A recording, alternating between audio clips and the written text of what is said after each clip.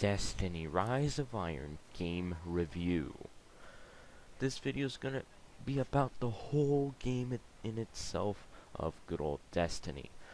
But I'd say I'm in the Rise of Iron section now, which is the last DLC.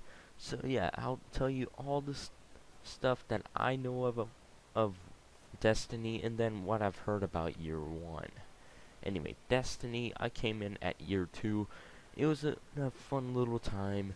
When exotics weren't as great as year 1, but at least good enough. And there were more specific things to do with them, like Hawkmoon is good for PvP. Last Word was the best of everything. It was a good time.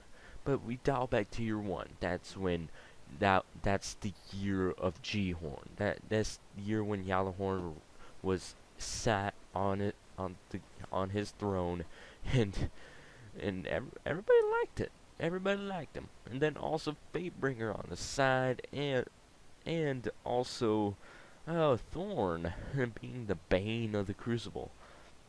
But anyway, other stuff on Destiny is, well, the loot system seems to be in and out of our favor, which can't be that great.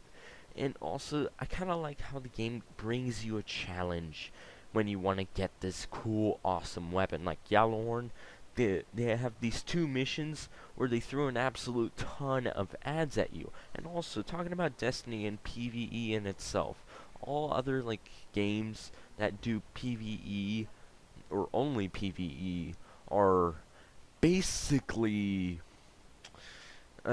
all they do is throw bosses at you, boss after boss after boss. Well, here is different.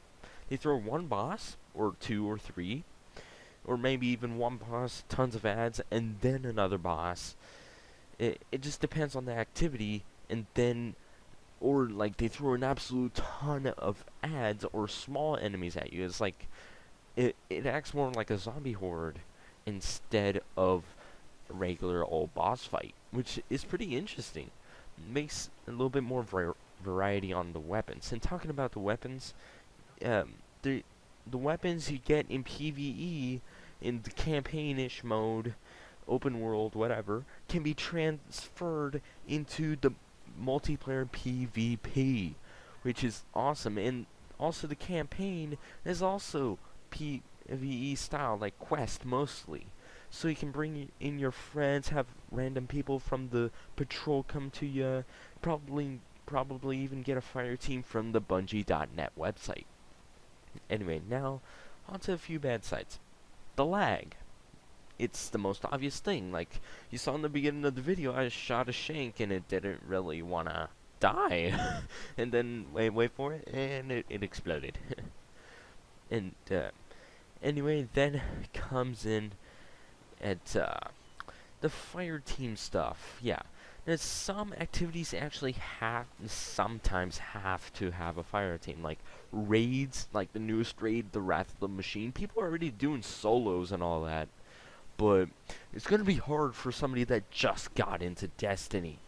And also, talking about the grind, it's pretty long.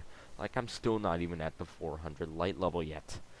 But that's also kind of a good thing because it puts a lot of challenge into it. Like, you gotta put the oomph in it. And, yeah, also talking about the oomph in, like, quest lines and ranking up, it ends up being quite a lot. Like, the Outbreak Prime quest makes you need to, I think, even learn binary code and do some math. And you won't even really expect that on a game. But, hey, the weapon is absolutely awesome. It's worth it. Then, also, weapon variety is kind of shy, but then kind of good. Kind of shy because, like, every weapon fits into 3 archetypes, and those 3 archetypes are just about the same. Mostly damage and rate of fire differences. So what you're looking for is range and stability and reload speed, or equip speed, or aim down sight, whatever. Other than damage and rate of fire, like hand cannons. The medium rate of fire hand cannons, the most popular ones, need an absolute ton of range, But then also there's a few scout rifles or any other rifle that breaks this 3 archetype barrier. First being Hawkeye pulse rifles. They throw out a 4th bullet instead of a good old 3-round burst. And then also comes in the Mida multi-tool archetype. They just added in more of those scout rifles. First one, well, the Mida multi-tool, the one and only. But now we have the Distant Star, which is the same dealio. But yeah, and then also with Black Spindle and Zen Meteor, which we don't have on Xbox. Zen Meteor is PlayStation exclusive.